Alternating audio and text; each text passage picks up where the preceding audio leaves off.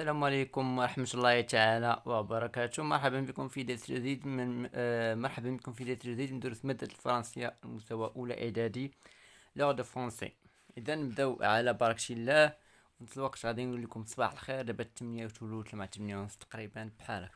إذا نبداو آخر مرة فين وصلنا. كنا وصلنا هنا الصفحة 81. ديفي ليكتور. هنا عندنا واحد الصور غنلاحظوه مزيان. كيبان لينا انا واحد الدري ميمر. كاين واحد الدري لهيه كيعوم شاد شي بلانشا بغا يغرق. هذا بقى كيشوف وهذا كيعيط ليه النجدة. شويه نقد ومشى ينقدو. ها هو غادي لعندو، ها هو جبدو، ها هو خرجو. اوكي، هادو مراحل ديما ما يكون لكم بحال هكا الراس مشي حاجه ردوا البال. دابا لو سوفتاج الانقاذ. قالك هنا اوبسيرف سي زيماج. لاحظوا هاد الصور. Chacun d'entre elles illustre l'étape d'un sauvetage. كل وحده كتدور على شي صورة من صور ديال الإنقاذ. Improvise oralement le récit de ce sauvetage. هضرنا شفويا. هنا قالك في التمرين هضرنا شفويا المراحل. أنا كتبتهم. يبغى يقولهم شفويا يقولهم وكل واحد حر في راسه. فهمتوني؟ مراحل هادو صفحة 80.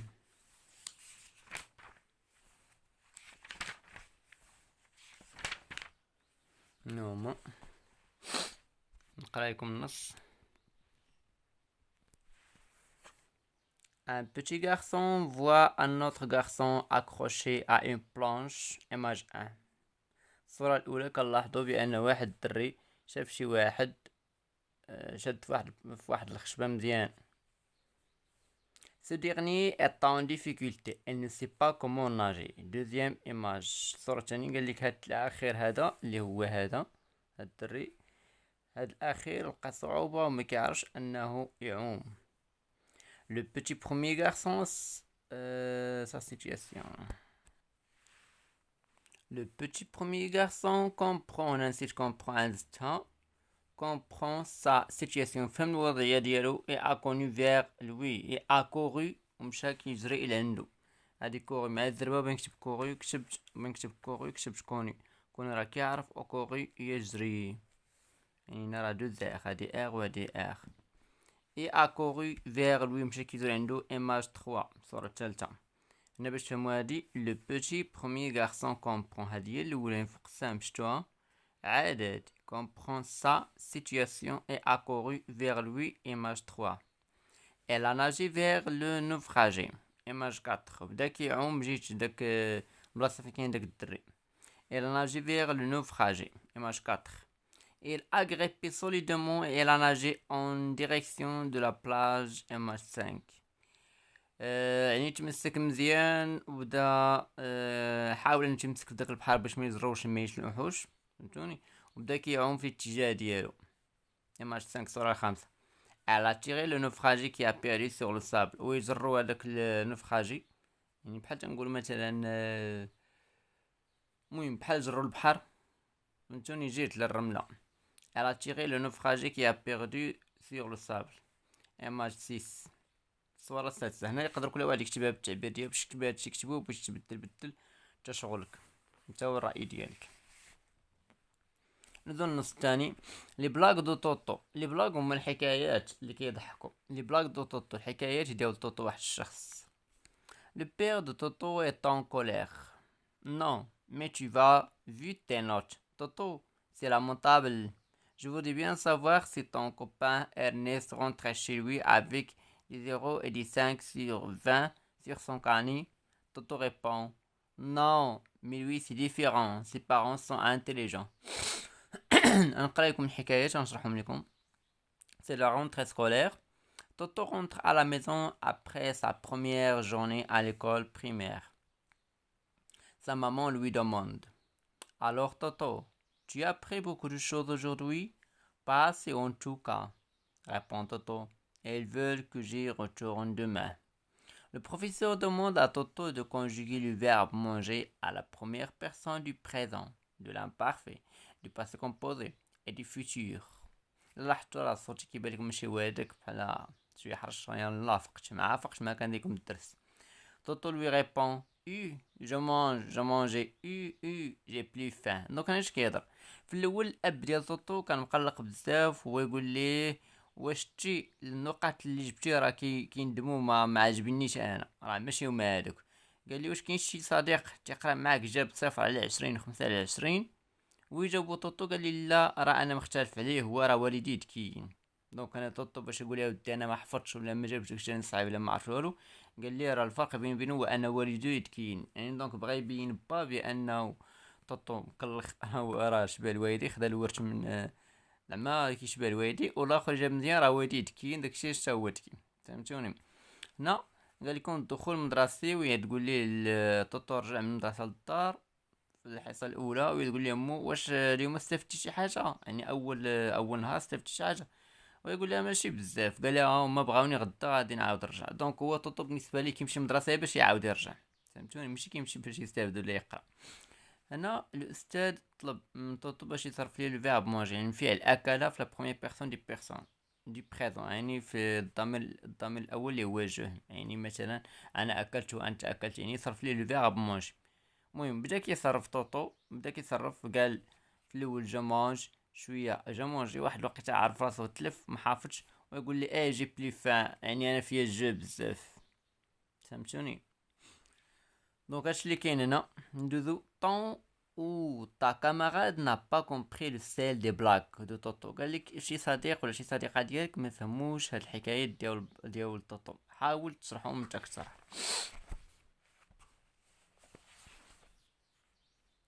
Toto se moque de ses parents alors elle croit que l'intelligence héritée de ses parents. Toto كان كيستهزئ بوالديه، وكان تيقول ولا كان عارف بان الذكاء موروث من عند الاب، يعني كون كان هو تيقرا مزيان راه حتى والديه ذكيين، من هو متيقراش مجلج مسطل حتى والديه مسطلين. هادشي اللي بغا يقول، هادي راه راه هي هادشي دبي، هادي السنه علمتو معاك داكوغ. Toto n'a jamais compris pourquoi les élèves vont à l'école. Toto ما عمرو ما عرف علاش التلاميذ ديما كيمشيو للمدرسة، يعني هو في نظرو بانهم كيمشيو باش غدا عاوتاني غادي يمشيو للعام هكا دايز، ماشي باش كيمشيو يقراو يحفظو يستافدو. سي التالتة، Toto ne sait pas la conjugaison alors toujours il a trouvé des ruses. Toto ما عرفش يصرف الفيرب موج، ما عرفش التصريف ديال الفرونسي ديال لا كونجيك. دونك شنو دا ديما كيحاول تيقلب الاعذار والحيل اللي يهرب منهم. داكوغ شي كاين هنا. ندوزو دابا النص الثاني. ان اوبلي 1.5 مليون اورو، يعني اوبلي تنقول جي اوبلي انا نسيت، يعني شي واحد نسى واحد المليون فاصلة 5 اورو. Jeudi, le propriétaire d'une galerie doit rencontrer un collectionneur dans le 3e arrondissement de Paris pour lui vendre un célèbre tableau du peintre italien Lucio Fontana estimé à 1,5 million d'euros. Elle appelle un taxi et demande au chauffeur de ranger le précieux tableau dans le coffre. Arrivée à destination, elle paie la course et oublie le tableau. Depuis cet instant, le propriétaire de la galerie cherche le taxi et son tableau. نسمية قلبنا سي ريشيرش توس يستر سيناف. المهم هادو مقلوبين عندي تنعاود نقدهم. دوك النص كيهضر، قال لك نهار الخميس واحد المالك ديال واحد الكالغي، بحال واحد التصاور، يعني واحد المتحف عامر بالتصاور ياك، تلاقى مع شي واحد في الدائرة الثالثة في فرنسا باش يبيع ليه واحد الطابلو اللي زوين بزاف ومرسوم وغالي. داك الطابلو مرسوم وفيه نقش بزاف ديال الحوايج، بغا يبيعو ليه. دونك بغا يبيعو ليه تقريبا ب1.5 مليون اورو. هو عيط للطاكسي، المهم شرا من عند الطابلو، عطاه دوك الفلوس ديال 1.5 مليون اورو. شرا الطاكسي ويطلب الشيفور باش يجمع ليه هذاك الشيء الثمين، يعني داك الطابلو الغالي اللي شرا ويديروا ليه في الكفر. من بعد ما وصل وخلص مول الطاكسي، خلص الكواسه ديال الطاكسي، نسى الطابلو. وديك اللحظه ناض المالك ديال الكالوري، هذاك اللي كان كيملك لا بدا تيقلب على الطاكسي والطابلو ديالو. هادشي اللي كاين هنا. دابا ندوزو لي كيستيون. Le propriétaire de la galerie a-t-il retrouvé son tableau؟ واش هذاك المالك ديال الكالغي لقى الطابلو ديالو؟ pour le savoir lis la dernière phrase du texte. باش نعرفو قرا الجمله الاخيره، lis la dernière phrase du texte en replaçant les autres de chacun des mots dans le bon sens. نبدلوا كلمات الصحاح ديالهم. souligne هي سطر. souligne ensuite les mots importants. سطر على الكلمات المهمة اللي في النص. et relie le à haute voix en les mettant en valeur. وعاود قرا بجد باش تعطيهم قيمة. دونك هذاك خرجتو ولكن كاينش حاجة تماك نقصتها بانت لي انا تافهة. المهم ماشي مشكل.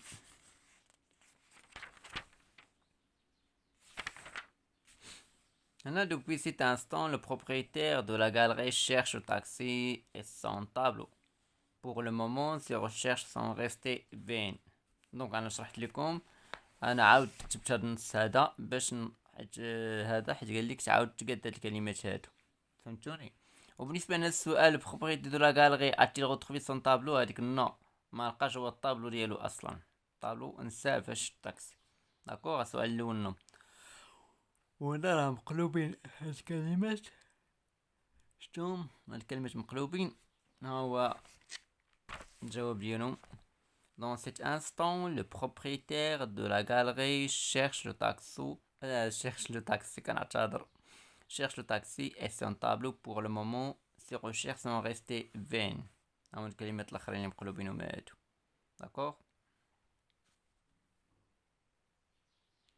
دابا غادي ندوزو الصفحة 81.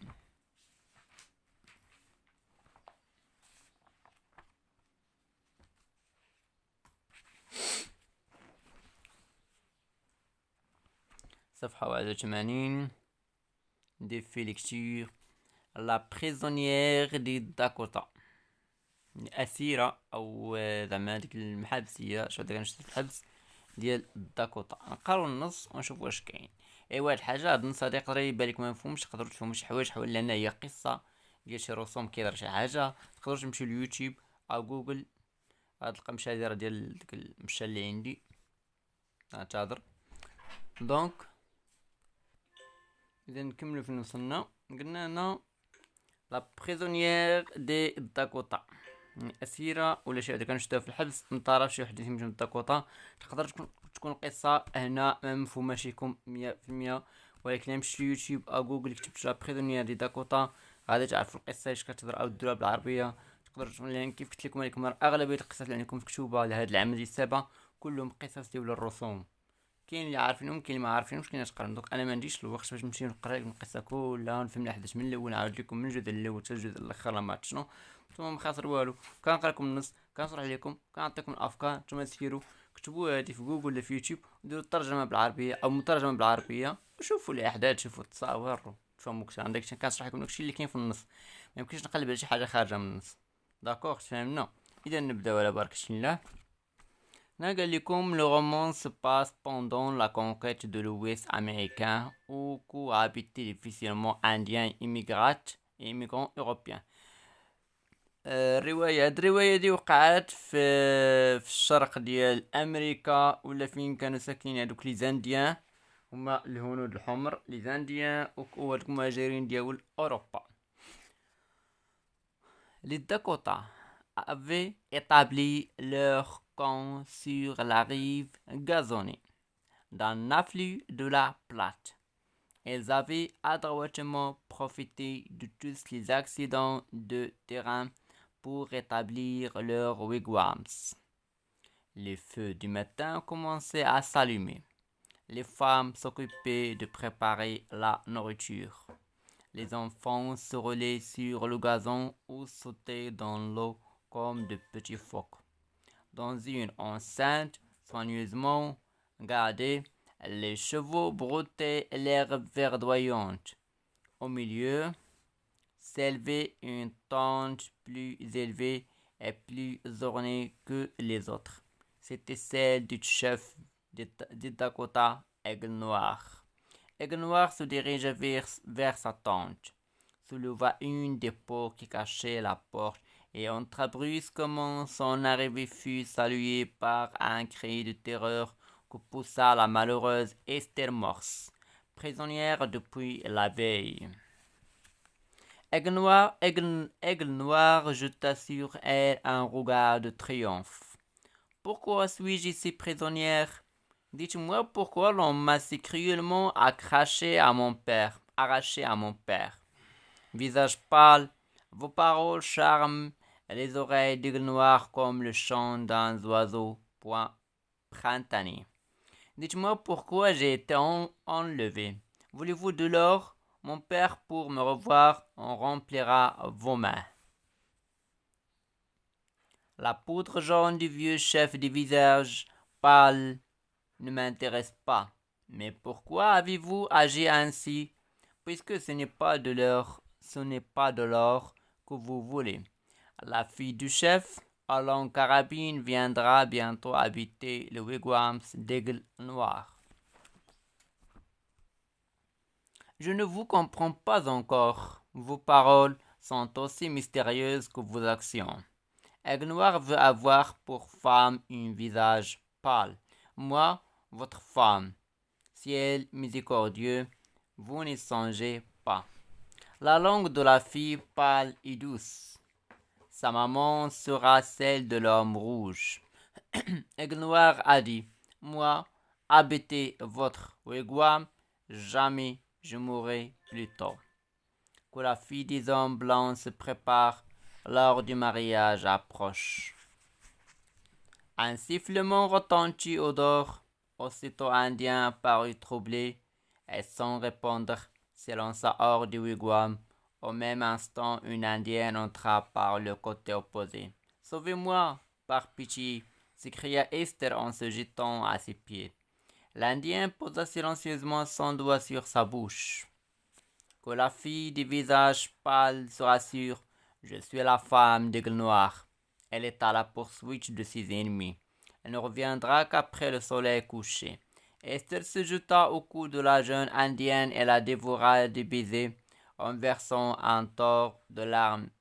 Une heure après, montée sur un cheval noir, elle galopait rapidement vers le canyon plein de rochers, connu sous le nom de passage du Sud. G.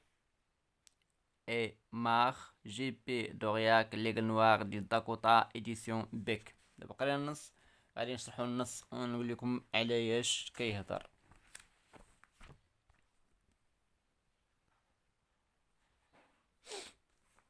قال لكم واحد داكوتا واحد شي قبيله تقريبا اسوا واحد المعسكر ديالهم على الضفه العشبيه لاحد روافد الشقه. لقد انشاوا ويغوامس في التضاريس الخاصه بهم. بدأت حرائق هذا الصباح تندلع، وكانت نساء مشغلات بإعداد الطعام يتدحرجون الأطفال على العشب أو يقفزون في الماء مثل الفقامات.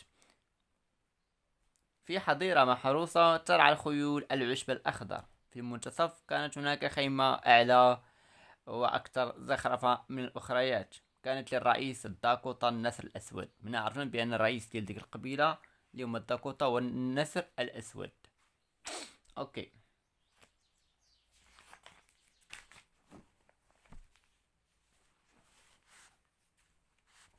مشى النسر الأسود نحو خيمته. رفع أحد الجنود التي أخفت الباب ودخل. فجأة وصولي استقبل من صرخة الرعب التي امتلكتها إستر مورس التعيسة. يعني قال لكم هذاك النسر الأسود مشى للخيمة ديالو ودخل ويتفاجئ بأن كانت شي وحدة تماك اللي غوتت واحد الغوتة كبيرة وسميتها إستر مورس، وهي تقول ليه لماذا أنا مسجونة هنا؟ قل لي لماذا انتزعت مني والدي بقسوة؟ وجه شاحب. لماذا تم اختطافي؟ هل تريد الذهب؟ لو والدي رآني لا امتلأ لك يديك. يعني قالت لي كون با شافني كون والد شافني كون عطاك كون عمرك يديك بالذهب. قالت لي لكن لماذا تصرفت هكذا إذا لم تكن تحب الذهب؟ هو أصلا ما كانش باغي الذهب. ستأتي ابنة الرئيس صاحبة البنادق الطويلة تعيش في ويغوامس. يجي بنت الرئيس اللي هو إيغل نوار النسر الأسود باش تعيش في هذيك المنطقة اللي سميتها ويغوامس. ما عرفتش هاد المنطقة ديالاش، المهم هي هضروا عليها هنا. أنا لا أفهمك بعد. كلماتك غامضة مثل أفعالك. النسر كلماتك غامضة مثل أفعالك. يعني قالت لي أنا ما كنفهمكش الكلمات ديالك راه ما كيتفهموش بحال الأفعال ديالك. هنا أضرب عن النسر الأسود يريد أن يكون المرأة واجب شاحب، يعني المرأة اللي عندها داك الوجه الشاحب بغا يكون ليها، وتقول لي أنا زوجتك الجنة الرحيمة لا تفكر في ذلك. قالت لي أنا مراتك. منزل النسر الأسود مثل الرجل الأحمر، يعني الدار ديال النسر الأسود داير بحال واحد الرجل الأحمر، يعني نفس الدار تقريبا. ويقول النسر سأسكن عندك في هي قالت للنسر سأسكن عندك في ويغوام، أنا غادي نسكن في ويغوام، سأموت وغدا نموت. من بعد الزواج قرب، يعني ساعة الزفاف تقترب، هي ابنة رجل أبيض، يعني شي واحد آخر. بدأ الصفير بالخارج، بدأ الهندي على الفور مرتبكا، وهنا بداو كيهضروا على الكليزانديان الهنود الحمر. وبدون إجابة اندفع الخروج من ويغوامز. في نفس اللحظة دخل هندي من الجانب الآخر. أنقذني الشفقة. دونك هنا هادي كانت كتقولها يمكن إستر تعيسة مورس، هي اللي كانت كتقولها، كانت كتقول شي هندي انقذني. صرخت إستر ملقية بنفسها على قدميها، هي هاديك طاحت في الأرض بدات كتغوت. وضعت الهندية صباعها بصمت، وكانت هندية وحدة أخرى من قبل وحدة أخرى سدت ليها فمها، يعني بواحد بشوية. اطمأنت الفتاة ذات الوجه الشاحب، الوجه الشاحبية البنت هذه إستر، وقالت أنا امرأة النسر الأسود. وهي تقول لها أنا راهي مرت النسر الأسود اللي كان اختطفها. إنه يلاحق أعدائي. قالت لها راك يلاحق الأعداء ديالو، لن يعود إلا بعد غروب الشمس، راه من جيتها تغرب الشمس عاد كيجي داك النسر الأسود. ألقت إستر بنفسها على رقبة الفتاة الهندية الشابة، يعني هذيك إستر هبطات تحت الرجلين ديال ديك الهندية وبدات كتبوس في رجليها وتذرف فيه من الدموع كتبكي. من بعد ساعة ركضت على حصان أسود، ركبت من فوق واحد الحصان أسود وركضت بسرعة نحو الواد. مشات كتجري نحو الواد المليء بالصخور اللي كان عامر بالحجار، والمعروف باسم الممر الجنوبي، اللي كانت معروف باسم الممر الجنوبي. دونك قلت لكم تقدر تكون قصة شوية ما مفهوماش، دخلوا قلبوا على هاد الرواية في جوجل أو في يوتيوب وغادي تفهموا مزيان اشنو كاين على ما كان. J'en les questions. On aurait pu inutiler ce texte La vengeance d'une femme. Pourquoi واش نقدروا نعطيو عنوان النص المرأة المنتقمة وعلاش. كوش لبون ريزومي، يعني نشطبوا على تلخيص اللي هو مزيان بالنسبة لهذا. عطاونا 3 الاختيارات. Esther Morse aime un chef indien du nom Aigle Noir de son propre gré. Elle le rejoint dans sa tribu et s'apprête à se marier avec lui. واش إستر مورس هذيك اللي تشدات كانت كتبغي الشاف ديال الهنود اللي كان سميتو ايغل نوار النسر الاسود وكانت باغا تزوج به، ولا ان شاف دانديان ايغل نوار، يعني الشاف دونك هاد ايغل نوار غادي يكون هو الشاف ديال لي زانديان تقريبا، انا ما فهمت. A enlevé une jeune fille appelée Esther Moss. Elle a enlevé pour toucher une rançon ou honneur de son père. واش هذاك الشاف ديال لي زانديان الايغل نوار الناس الاسود اختطف ديك البنت باش اللي سميتها إستر مورس باش باها يعطيه لوغ، يعني بحال الفضة. ان شيف انديان الشيف ديال الانديان اغن واقع انلوفي اون جون في ابلي إستر مورس. الا انلوفي باسكو فو واش هو اختفى باش يتزوج بها. ثالثا explique à quel genre appartient cet extrait et justifie ta réponse. قالك اشرح اش من نوع ديال الرواية كينتمي لهذا النص وقول لنا علاش. رابعا tu es aigle noir ton voisin ou ta voisine est Esther. قالك انت هو النسر الاسود، جارك ولا جارتك سميتها إستر، يعني جارتك مثلا سميتها إستر. lisez out voit le dialogue entre aigle noir et Esther. قرأ النص الحوار بالجهد en traduisant par votre lecture les sentiments دي بيرسوناج، وترجم هذوك الاحاسيس ديال الشخصيات ديالهم. كاين الكالم الهدوء، كاين لونغواس الانانيه، كاين لا ريفولت دي جون في. هادشي كاينه غادي نجاوبو عليهم.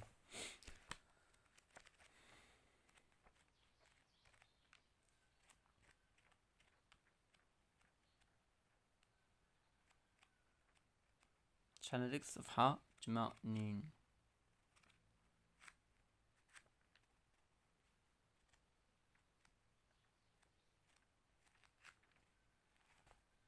اوكي الصفحه 8 غادي تكون هنايا.